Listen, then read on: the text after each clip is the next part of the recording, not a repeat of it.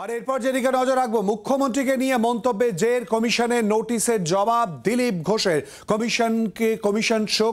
কমিশনের তরফ থেকে শো কজ করা হয়েছিল, তার জবাব দিলেন দিলীপ ঘোষ। ব্যক্তিগত হেনস্থার জন্য বক্তব্য নয়, জবাবে জানিয়েছেন বর্ধমান দুর্গাপুরের বিজেপি প্রার্থী। মুখ্যমন্ত্রীকে নিয়ে মন্তব্যে জের কমিশনের নোটিশে জবাব দিলেন দিলীপ ঘোষ। কমিশনকে শোকজের জবাব দিলেন দিলীপ ঘোষ। কথা বলবো এ নিয়ে, সঙ্গে রয়েছে সুতপা সেন আমাদের প্রতিনিধি। সুতপা, জবাবে ঠিক কি উল্লেখ দিলীপ ঘোষের? দেখো, প্রথমেই তোমাকে বলি, দিলীপ ঘোষ কিন্তু দুঃখ প্রকাশ করেছেন। তার যে বক্তব্য, সেই বক্তব্যের জন্য তিনি দুঃখ প্রকাশ করেছেন।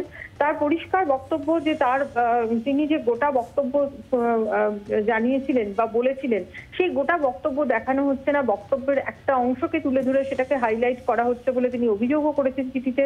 এবং একই সঙ্গে তিনি বলেছেন যে আউট অফ দ্য কনটেক্সট তিনি এই কথা বলেছেন, এটা বলা তার উচিত হয়নি বলে তিনি দুঃখ প্রকাশ করেছেন। কারণ তার বক্তব্য হচ্ছে যে তার এই বক্তব্যের কারণে যদি কেউ দুঃখ পেয়ে থাকেন, তার জন্য তিনি দুঃখ প্রকাশ করছেন। কমিশনকে পরিষ্কারভাবে চিঠি লিখে এই কথা জানিয়ে দিলেন দিলীপ ঘোষ।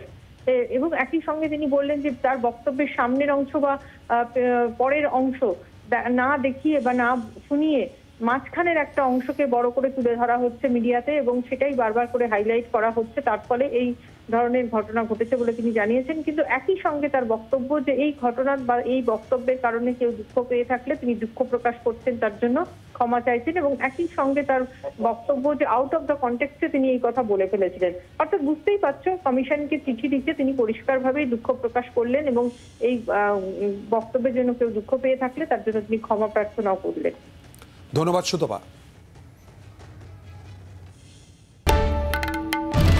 বাংলার আওয়াজ, বাঙালির আবেগ, জি 24 ঘন্টা।